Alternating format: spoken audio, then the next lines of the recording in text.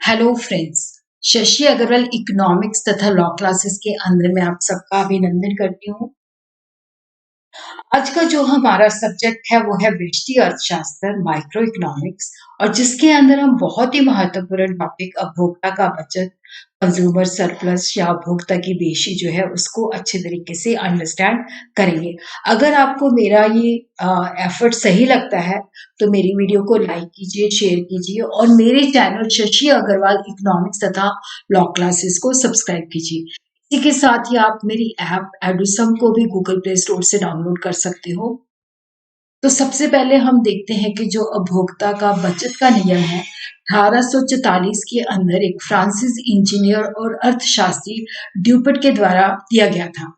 वो इसे उपभोक्ता का लगान भी कहते थे। मार्शल ने अपनी प्रसिद्ध पुस्तक प्रिंसिपल ऑफ इकोनॉमिक्स के अंदर उपभोक्ता बचत की धारणा दी है। होल्डिंग के मुताबिक ये जो धारणा है उपभोग से अधिक क्रय से संबंधित है, खरीदने से संबंधित है। तो ये कहते हैं कि इनको खरीदारों का अधिक जो है शब्द जो है वो ज्यादा सही है। देखो, उपभोक्ता बचत का मतलब होता है कि एक कीमत जो उपभोक्ता भुगतान करने को तैयार है, और उपभोक्ता बचत जो है डिफरेंस है, अंतर है। वो कीमत जो एक उपभोक्ता भुगतान करने को तैयार है और वो कीमत जो वास्तव में चुकाता है। जैसे मान लो आप बाजार में जाते हो, आपको कोई वस्तु बहुत अच्छी लगती है और मन ही मन आप सोचो कि ये 1000 रुपए की होगी, मैं इसका 1000 दे दूंगा। लेकिन जब दुकानदार आपको 600 रुपए जो है बताता है तो आप 600 पे करते हो, लेकिन आप देने को तैयार होते हो 1000 और भुगतान आप करते हो 600 का। तो 400 जो है वो उपभोक्ता की बचत है। इसको हम इस तरह से परिभाषित कर सकते हैं, मार्शल ने कहा है, किसी वस्तु के उपभोग से वंचित रहने की अपेक्षा उस वस्तु के लिए उपभोक्ता जो कीमत देने को तैयार होता है। देखो, जो कीमत वो देने को तैयार होता है, जो वास्तव में देता है, उसका ये अंतर जो है उस तृप्ति की बचत का आर्थिक माप है, जिसको हम उपभोक्ता की बेशी या उपभोक्ता की बचत कहते हैं। The excess of the price which he would be willing to pay rather than go without the thing over which he actually does pay is the economic measure of the surplus satisfaction. इसी तरह दूसरी definition हम देखते हैं कि एक उपभोक्ता किसी वस्तु X की एक निश्चित मात्रा खरीदने के लिए जितनी कीमत वास्तव में देता है तथा उस मात्रा के लिए जितनी रकम वो देने को इच्छुक था, तैयार था, इन दोनों का अंतर जो होता है उपभोक्ता की बचत कहलाता है। तो यहाँ पे जो उपभोक्ता की बचत का माप है उसके अंदर हम दो अप्रोचेस हैं, एक मार्शलन धारणा है, एक हिक्सन धारणा है। तो उन दोनों को हम वन बाय वन करके जो है स्टडी करेंगे। तो पहले हम देखते हैं कि जो उपभोक्ता बचत की मार्शल द्वारा दी गई धारणा है उसके लिए उन्होंने गणनावाचक उपयोगिता विश्लेषण का उपयोग किया है। तो यहाँ पे उनका ये कहना है कि जो उपभोक्ता की बचत है वो कुल उपयोगिता और सीमांत उपयोगिता के बीच के अंतर के आधार पर निर्भर करती है। तो यहाँ पे हम देखते हैं कि मार्शल के मुताबिक एक उपभोक्ता जब वो किसी वस्तु को खरीदना चाहता है तो उसके लिए कीमत चुकाने को तैयार होता है, वो उसकी कुल उपयोगिता के बराबर होती है। जेवंस ने कुल उपयोगिता और सीमांत उपयोगिता के बीच अंतर को स्पष्ट किया है और कहा है कि कीमत जो होती है सीमांत उपयोगिता के बराबर होती है, ना कि कुल उपयोगिता के बराबर होती है। उपभोक्ता द्वारा खरीदी गई प्रत्येक इकाई की लागत अंतिम इकाई की कीमत के बराबर होती है। घटती सीमांत उपयोगिता के कारण जैसे जैसे हम किसी वस्तु की इकाइयों का अधिक उपयोग करते हैं, से मिलने वाली सीमांत उपयोगिता घटती जाती है, जिसके लिए क्या होता है कि पहली इकाइयों का महत्व जो होता है अंतिम इकाई की तुलना से अधिक होता है। इस प्रकार उपभोक्ता को जो पहली इकाइयां होती हैं उससे बचत प्राप्त होती है। एक एक उपभोक्ता उस बिंदु पर एक वस्तु को खरीदना बंद कर देता है जहां पर वस्तु की कीमत के संदर्भ में उसके द्वारा दिया गया बलिदान उसकी सीमांत उपयोगिता के बराबर हो। क्योंकि देखो, जब हम वस्तु को खरीदते हैं तो उसकी कीमत पे करते हैं, कीमत के रूप में क्या होता है, वो हमारा सेक्रीफाइस होता है। तो वहां पे जो हम सेक्रीफाइस करते हैं उसकी जो सीमांत उपयोगिता है वस्तु की सीमांत उपयोगिता के बराबर होती है, वहीं पे हम वस्तु को खरीदना बंद करते हैं। कुल और सीमांत उपयोगिता के बीच में अंतर से ये स्पष्ट है कि उपभोक्ता को किसी वस्तु की खरीदे जाने वाली अंतिम इकाई से पहले वो जितनी इकाइयां खरीदता है, उस अंतिम इकाई से मिलने वाली सीमांत उपयोगिता की तुलना के मुताबिक अधिक उपयोगिता प्राप्त होती है। प्रत्येक वस्तु की विभिन्न इकाइयों से मिलने वाले इस जो अधिक हमें मिलता है अंतिम इकाई से, उसको जोड़ दिया जाए तो वो उपभोक्ता का बचत कहलाता है। देखो, उपभोगिता जो होती है उसको गणवाचिक में मापा जा सकता है। कहा जा सकता है कि ये 1, 2, 3 है और इसको जोड़ा भी जा सकता है, मापा भी जा सकता है, घटाया भी जा सकता है। मुद्रा की सीमांत उपयोगिता स्थिर रहती है। किसी वस्तु की उपयोगिता को मुद्रा के रूप में हम बताते हैं। हर एक वस्तु जो होती है स्वतंत्र होती है, दूसरी वस्तु से मिलने वाली उपयोगिता उसको प्रभावित नहीं करती। ताकि आय, फैशन, रुचियाँ, स्वाद जो होते हैं वो स्थिर होते हैं। और उसी तरह उपभोक्ता बचत की जो धारणा है, मांग वक्र या सीमांत उपयोगिता पर निर्भर करती है। उपभोक्ता की बचत को हम एक टेबल के माध्यम से समझते हैं।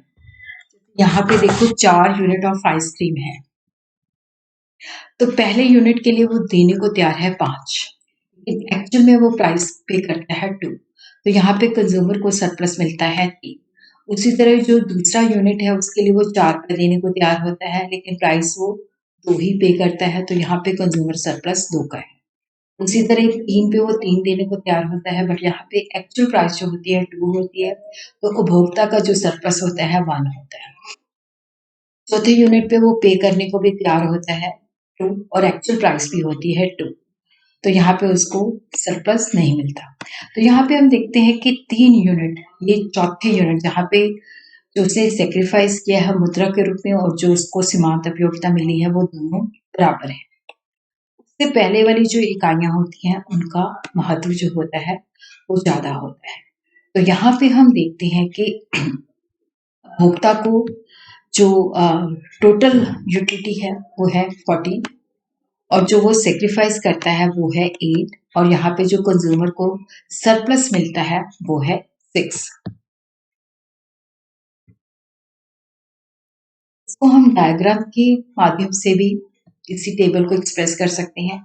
देखो, यहाँ पे हमने लेना है नंबर ऑफ आइसक्रीम, तो यहाँ पे हमारे पास 4 इस तरह से आपने बना लेनी है। ये इक्वल जो है आपने लेने हैं, तो यहाँ पे 2 जो है प्राइस है जो वो पे करता है, तो उस तरह से 3 के अंदर देखो यहाँ पे is ready to, third unit के लिए इज रेडी टू पे थर्ड और फोर्थ यूनिट के लिए जो है, क्योंकि देखो मतलब यहाँ पे जो है ये प्राइस है, तो यहाँ पे हम देखते हैं एक यूनिट के लिए वो प्राइस पे करने को तैयार होता है 5, सेकेंड यूनिट के लिए वो 4 और थर्ड यूनिट के लिए वो 3 और जो लास्ट यूनिट होता है उसको प्राइस पे करने के लिए तैयार होता है 2। तो यहाँ पे क्या है कि एक्चुअल में उसको जो प्राइस पे करनी पड़ती है वो जो होती है 2 रुपीज होती है।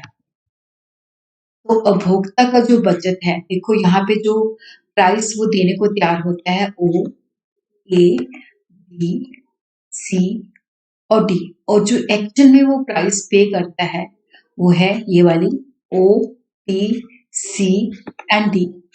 तो यहाँ पे उसका जो उपभोक्ता का जो बचत है वो है ए, बी, सी, पी, ये वाला जो हिस्सा है ये उसका उपभोक्ता का बचत है, कंज्यूमर सरप्लस है।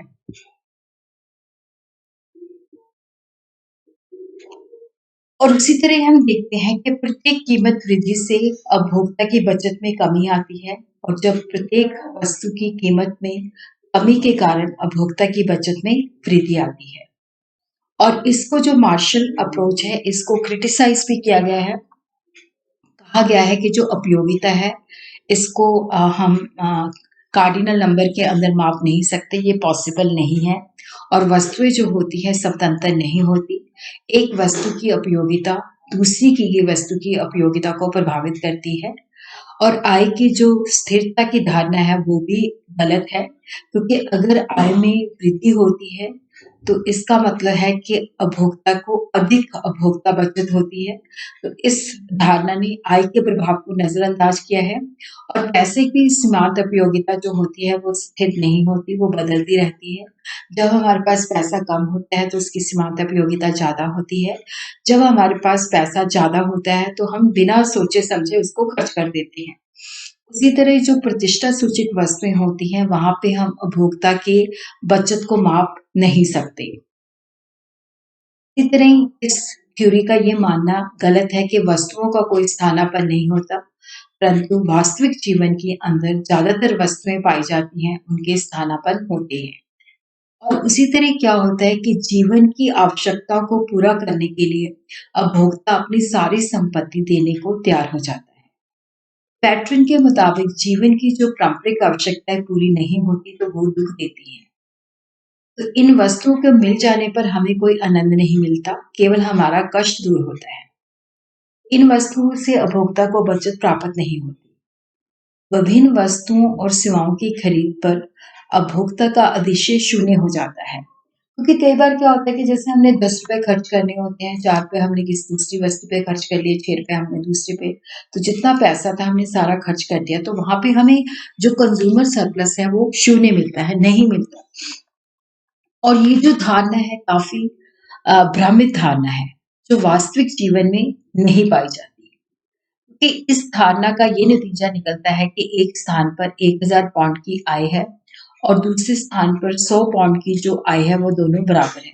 तो ये जो चीज़ है ये बड़ी अस्पष्ट है। उसी तरह ही हम देखते हैं कि जो उपभोक्ता बचत की हिक्सन धारणा जो होती है, उसको हम स्टडी करते हैं। देखो जो मार्शल के द्वारा उपभोक्ता की बचत का सिद्धांत दिया गया था, ये बहुत सारी अवास्तविक मान्यताओं पर आधारित था। कि जैसे उपयोगिता को मापा जा सकता है, उपयोगिता को मुद्रा के रूप में मापा जा सकता है। उसी तरह एक निश्चित राशि जो मुद्रा के रूप में हम खर्च करते हैं, उसके पश्चात जो बच जाती है मुद्रा की सीमांत उपयोगिता वो स्थिर रहती है। एक वस्तु को जो हम यूज़ करते हैं तो उसकी उपयोगिता के दूसरी वस्तु पर कोई प्रभाव नहीं पड़ता। तो हिक्स और एलन का ये मत था कि ये जो असम्पशन्स हैं, ये अवास्तविक हैं। तो यहाँ पे जो क्योंकि जो उपयोगिता होती है व्यक्तिगत होती है तो इसके कारण हम इसको माप नहीं सकते और मुद्रा की सीमांत उपयोगिता भी जो है वो स्थिर नहीं होती और एक वस्तु से मिलने वाली उपयोगिता दूसरी वस्तु को प्रभावित करती है। तो प्रोफेसर हिक्स ने अपनी पुस्तक वैल्यू एंड कैपिटल के अंदर तटस्थ वक्र विश्लेषण की सहायता से उपभोक्ता की बचत को मापने की कोशिश की है। ये विश्लेषण उपयोगिता विश्लेषण की अवास्तविक मान्यताओं से मुक्त है। तो यहाँ पे हम देखते हैं ये जो एमएन है ये प्राइस लाइन है और ये जो इंडिफरेंस कर्व 2 है वो इसको ई बिंदु के ऊपर जो है टच करता है। ई बिंदु जो है संतुलन है और यहाँ पे ओ वाई पे हम मनी इनकम लेते हैं और यहाँ पे हम नंबर ऑफ आइसक्रीम लेते हैं। तो इसका जो एक्सप्लेनेशन है उसको हम देखते हैं। देखो यहाँ पे हमने मानना है कि जो उपभोक्ता है उसकी आय जो है ओएम रूपी है। वो ओएम रूपी के अंदर आइसक्रीम के अंदर यहाँ पे हम देखते हैं कि जो देखो ये उसकी आय है और वो उससे इतने कप जो है खरीद सकता है। तो इसलिए जो है एमएन जो है प्राइस लाइन है जो बताती है कि उसकी लिमिटेड इनकम के अंदर वो कितनी वस्तुएँ जो है खरीद सकता है। तो कीमत रेखा की जो ढलान ओएम डिवाइडेड बाय ओएन जो है आइसक्रीम की कीमत को प्रकट करती है। ये जो है ई बिंदु के ऊपर छू रही है, IC2 जो है ए बिंदु पे छू रही है, तो ये संतुलन की स्थिति है।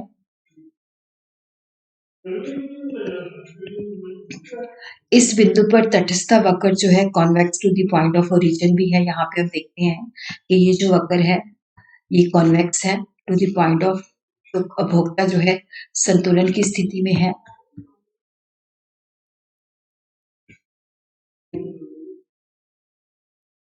इस स्थिति के अंदर जो उपभोक्ता है वो आइसक्रीम की OQ मात्रा खरीदेगा।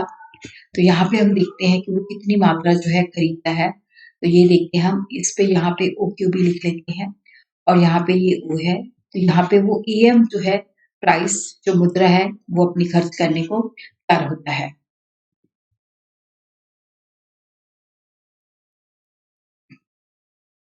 मान लीजिए उपभोक्ता को आइसक्रीम की कीमत का पता नहीं है, तो वो आइसक्रीम की OQ मात्रा प्राप्त करने के लिए कितनी कीमत देने को तैयार होगा।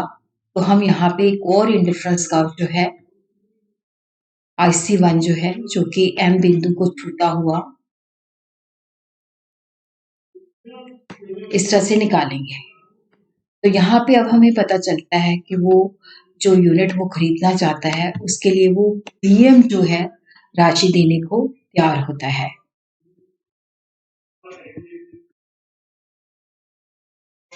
तो वो PM मौद्रिक आय देने को तैयार है, जबकि वास्तविक में उसे जो EM कीमत देनी पड़ती है। तो उपभोक्ता की बचत जो होती है PM माइनस AM, तो यहाँ पे जो AB है ये उसकी जो है उपभोक्ता की बचत है। तो इस तरह से हम हिक्सियन अप्रोच लगा के इसको स्टडी कर सकते हैं। अब हम देखते हैं कि जो उपभोक्ता का बचत है, इस धारणा का महत्व क्या है। देखो यहाँ पे वातावरण का लाभ, उपभोक्ता की बचत की धारणा से हमें ये पता चलता है कि वातावरण जो होता है उपभोक्ता की संतुष्टि पर प्रभाव डालता है। जैसे एक व्यक्ति जो है दिल्ली में रहता है, तो अपनी निश्चित आय से उतनी सुविधा प्राप्त कर सकता है जितनी वो उस आय से एक गांव या किसी बैकवर्ड देश में प्राप्त नहीं कर सकता। तो यहाँ पे हम देखते हैं कि निकलसन ने ये कहा था, इस धारणा की आलोचना की थी कि जिस व्यक्ति को 1000 पाउंड वार्षिक आय मिलती है, तो उसकी संतुष्टि 100 पाउंड वार्षिक आय से मिलने वाली आय संतुष्टि के बराबर होती है। तो ये गलत है। मार्शल ने इसका जवाब देते हुए कहा था कि 2 देश हैं, उनकी मिलने वाली सुविधाओं में अंतर होता है, तो जिसकी वजह से ये पॉसिबल होता है। एक देश में 100 पाउंड से उपभोक्ता को उतनी बचत प्राप्त होगी जितनी दूसरे देश में 1000 पाउंड से प्राप्त नहीं होगी, क्योंकि उसको 1000 मिलता है बट उसको उतनी सुख सुविधाएं वहां पे प्राप्त नहीं होती, वहां पे चीजों का अभाव होता है। उसी तरह उपभोग मूल्य और विनिमय मूल्य में अंतर को समझ सकते हैं। तो कुछ वस्तुएं होती हैं जैसे पानी है, माचिस है, उससे हमें अधिक बचत प्राप्त होती है, लेकिन इन वस्तुओं का जो उपभोग मूल्य होता है वो इनके विनिमय मूल्य से ज्यादा होता है। इसलिए उपभोक्ता इन वस्तुओं को अधिक कीमत देने के लिए तैयार होता है, परंतु इन वस्तुओं की सीमांत उपयोगिता बहुत तेजी से कम हो जाती है। तो इनका जो विनिमय मूल्य जो होता है सीमांत उपयोगिता के द्वारा निर्धारित किया जाता है, जो कि काफी कम होता है। तो उसी तरह जिसकी वजह से क्या होता है कि उपभोक्ता की बचत कम मिलती हो। कई बार देखो क्या होता है कि जैसे फ्रिज है, कार है, उनका विनिमय मूल्य उनके उपयोग मूल्य से ज्यादा होता है, की वजह से उपभोक्ता को अधिक बचत जो होती है प्राप्त होती है। एकाधिकार कीमत जो होती है, जब एक मोनोपोलिस्ट है, जब कीमत का निर्धारण करता है तो वो उपभोक्ता की बचत को ध्यान में रखता है। यदि उपभोक्ता को अधिक बचत मिल रही है तो वो कीमत को बढ़ा देता है, यदि उपभोक्ता को कम बचत मिल रही है तो वो कीमत को कम कर देता है। उसी तरह ही सरकार जब कर लगाती है तो उपभोक्ता की बचत का ध्यान रखती है। तो ये कर लगाने में भी सहायक होता है। जैसे जब अप्रत्यक्ष कर लगाए जाते हैं तो वस्तुओं की कीमत बढ़ जाती है, जिसकी वजह से उपभोक्ता की बचत में कमी आ जाती है। सरकार जब अप्रत्यक्ष कर लगाती है तो उपभोक्ता की बचत में जो हानि होती है उसकी तुलना करती है। सरकार उन वस्तुओं पर अधिक कर लगाती है जिनमें सरकार की आय उपभोक्ता की बचत के नुकसान से अधिक होती है। सरकार उन वस्तुओं पर कम कर लगाती है जिनमें सरकार की आय उपभोक्ता की बचत के नुकसान से कम होती है। इसी तरह वित्तीय सहायता का निर्धारण, सरकार देश के उद्योगों को अपना उत्पादन बढ़ाने के लिए वित्तीय सहायता देती है, जिसके कारण वस्तुओं की कीमत कम हो जाती है और उपभोक्ता की बचत बढ़ जाती है। परंतु वित्तीय सहायता देने से सरकार की आमदन कम हो जाती है, तो सरकार इस बात का ध्यान रखती है कि जब वो वित्तीय सहायता देती है, उन वस्तुओं पे देती है जिनमें उपभोक्ता की बचत में वृद्धि होती है और वो सरकार की आमदन में होने वाली हानि के अपेक्षा ज़्यादा होती है। तो उन उद्योगों को उपभोक्ता की बचत अपेक्षाकृत अधिक होती है, जिन पर बढ़ते प्रतिफल का नियम लागू होता है, इसलिए उन्हें वित्तीय सहायता ज़्यादा दी जानी चाहिए। इसी तरह हम देखते हैं कि जिन जिन उद्योगों पर घटते प्रतिफल का नियम लागू होता है, तो उनको वित्तीय सहायता कम दी जानी चाहिए। उसी तरह अंतर्राष्ट्रीय व्यापार में भी इसका महत्व है। देखो बहुत से देश जो होते हैं, उनके देश के अंदर चीज़ों का अभाव होता है, तो वो दूसरे देशों से आयात करते हैं। कि चीज़ों का अभाव होता है, उस देश के नागरिक उस देश का अधिक कीमत देने को तैयार होते हैं।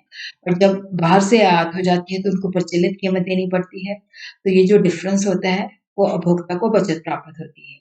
वास्तव में वही चीज़ें आयात होनी चाहिए जिससे उपभोक्ता को अधिक बचत प्राप्त हो। सरकार आर्थिक नीतियाँ अपनाती है, उस वक़्त पे उपभोक्ता बचत जो होती है, उस सिद्धांत को मद्देनज़र रखती है।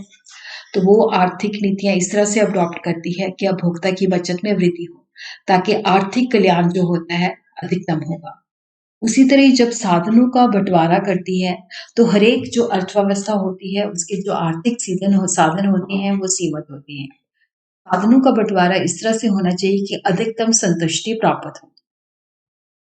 किसी पुरानी वस्तु के स्थान पर जब नई वस्तुओं का उत्पादन के लिए साधनों का प्रयोग किया जाना है, तो सरकार ये अनुमान लगाती है कि पुरानी वस्तु के स्थान पर नई वस्तु के उत्पादन से उपभोक्ता को कितनी बचत प्राप्त होगी। यदि उपभोक्ता की बचत ज़्यादा होगी, तो नई वस्तु का उत्पादन होगा, अदरवाइज़ नहीं होगा।